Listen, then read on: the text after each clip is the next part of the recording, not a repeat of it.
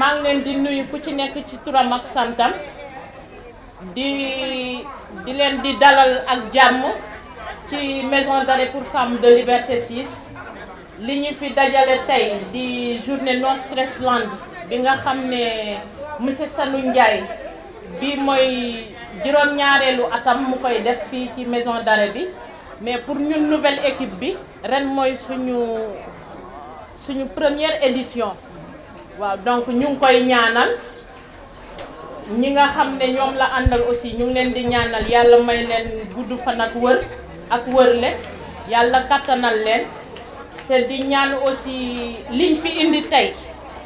yal na yàlla barkeel li des fi mu jóge aussi yal na fa yàlla fulandi waaw di wax ne aussi ñun administration pénitentiaire dañoo am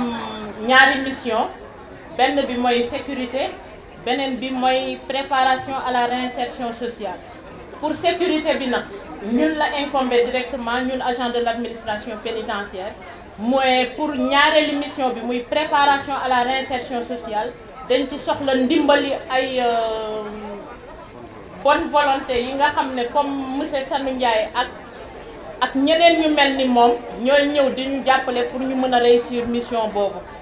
waaw pour loolu aussi ñu ngi leen di ñaanal bu baax a baax yal na leen yàlla kattanal te may leen wër ak wërle buñ ko mun di defee ay at yu bëree